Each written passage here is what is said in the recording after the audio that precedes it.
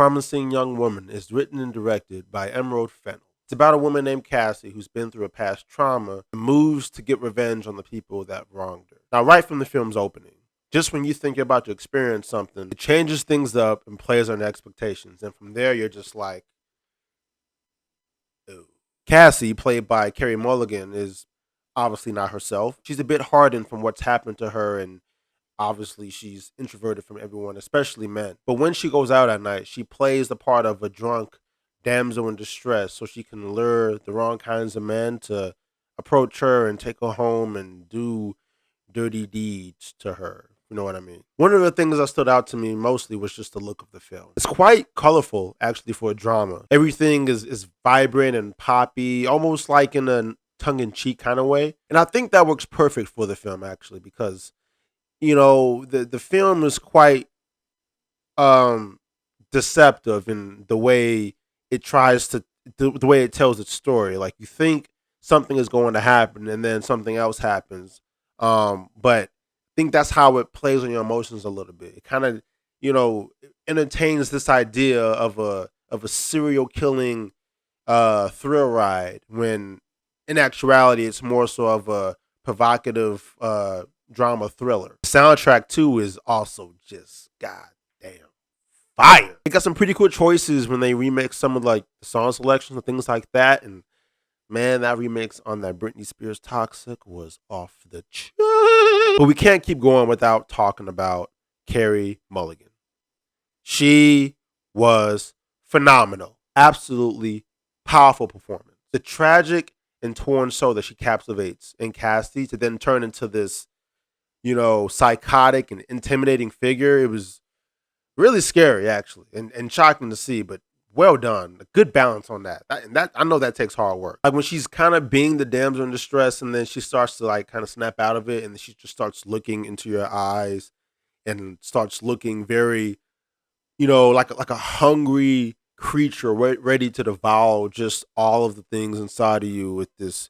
Like it's it gave me goosebumps watching this thing. One of my favorite scenes is where she's like having a conversation with the dean, and something is said to where it kind of sets the dean on edge and starts to riddle her with a bunch of anxiety. And Cassie is just stone cold and just dead on with like, dude, it was just so fucking cool, man. Like just the power dynamics. The way it, like you watch that scene, you know what I'm talking about. But man, like the poker face on that girl, G, like insane. Like don't play pokers with this girl, man, because you might just fold for real. Also, Bo Burnham, who plays like her sort of love interest, man.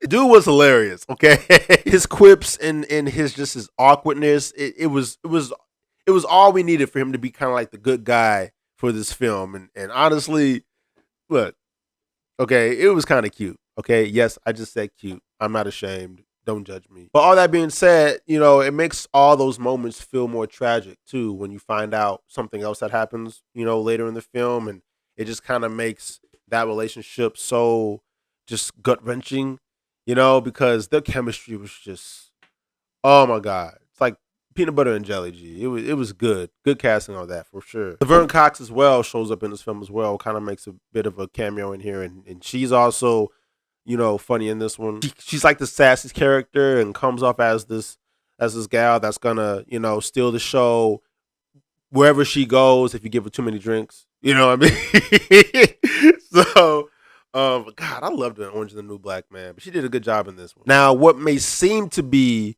a disappointment in this film is the fact that the film is essentially nonviolent, like all the way. It's like no action in it whatsoever. There isn't even anything remotely graphic happening in this film, which I think was a little weird. See, as how the trailers sort of made it look like it was going to be this blood-filled revenge tale, you know, on something that we may have seen before, you know, but I was expecting like a bloody good time, you know what I mean? I mean, there's one scene that happens that is frankly disturbing to watch, but it's not graphic at all. The movie even throws you with like an R rating that says strong violence with, you know, including assault, and you know, you don't really see any of that kind of stuff. You know, it's just referenced a lot, but it's not really none of it shown on film. I just thought it was weird, you know, but after seeing the film in its entirety, I didn't really mind. I didn't really mind it all that much. I mean, I was disappointed in it in not seeing any kind of action, but having finished it, I did see it for what it was. You know what I'm saying? It was a film about you know grief, dealing with trauma, and forgiveness, all that kind of stuff the best you can. You know what I'm saying? It's a very heavy themed film, so I think just me being captivated by just that and just the screenplay itself, I guess you can say, not having violence in it, it kind of worked for it. Just wish they didn't have to, troll me.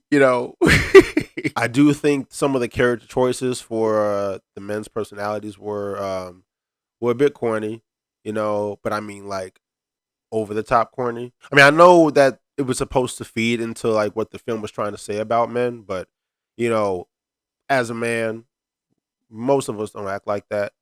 So I found myself kind of just chuckling when I would see a dude kind of say something off the walls, like super off the walls, and then just be so, for one, overt with it and just so sudden with it. And I'm just like, dude, most guys are smooth. Okay, like we're not that bad. Okay, I'm saying, I mean, we can get rude at times, but dude, it's like, come on. Yeah, I just, so some at some forms I wasn't minded, but the script was strong enough to where, I was able to kind of like see where it was going with it. So it didn't really bother me all that much. But I do think like the bigger message of it all was just to show that, um, speak on just how our society is and how people can be when it comes to subjects related to this. And God, one hell of an ending as well. Jesus Christ, man, that thing. I mean, I was just. What can I say about this? So this movie is just heavy, man. Because I don't want to spoil it for you guys, but the movie said a lot about stuff, and the way it ended just sort of. Um, you know what? Look, I'll put it like this. For me, okay, okay, all right. I like the ending. Not to say that I didn't. I like the ending, but I'm glad that however it ended, just my personal opinion, it's having people have a conversation about subjects like these and stuff of that nature and stuff like that because it's bringing nuances to the table. You know what I'm saying? Like it's bringing, not just black and white simple ass answers and stuff like that. It's bringing people awareness to how our system and just the laws and things like that, how we can approach things like this better. um I guess my biggest concern is just, you know I'm hoping those conversations are balanced and, you know, we can understand both perspectives on the subject thing because I already know. I mean, I'm not on Twitter, so I'm not going to even bother with that. But I already know some of my friends are probably just saying men don't need to talk anything about this. This should be females' conversation and leave it at that. And I wholeheartedly disagree. I think if you want to have a nice, nuanced, healthy conversations, you need to have that with both sides of the aisle who do disagree on certain notions and certain narratives that people want to toss out there because everybody's in the echo chamber. Everybody is. And it's important to, kind of step out of that and hear something that you're going to disagree with because you may actually find both of you guys in agreements with something, that you guys at first thought y'all wouldn't agree on. And I think subjects like these, that needs to happen. People say we need to have uncomfortable conversations. And it's like, what does that really mean? Does that mean you want to have a conversation that's uncomfortable to talk about, but ultimately you want more agreement with you? Or do you really want to challenge a disagreement that somebody else has and kind of like pressure cook them all to see where you guys land with it? But that ending, man, I think it's I don't know. I don't know whether to be pissed off or to I don't or to like it. You know what I'm saying? I guess okay. I guess for the movie's sake, I like it for an ending. I do. It's just I don't know, something in my gut's telling me they could have did something else with that. I wrapped the movie up pretty nice, you know. It left me with a nice smile on my face, you know. I was pleasantly, you know, entertained by it. So for that, you know, 9.25 for sure. 9.25.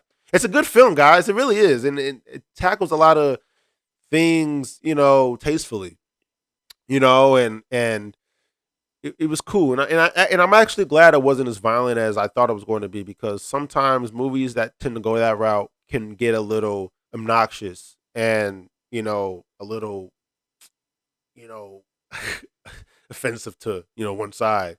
You know what I'm saying? Especially when you have violence involved and stuff like that. So it was a nice original take on it, and I appreciated it. So yeah. So that's my review. If you like this video, hit that like button. Help me out with that algorithm, because YouTube gods are strict as fuck.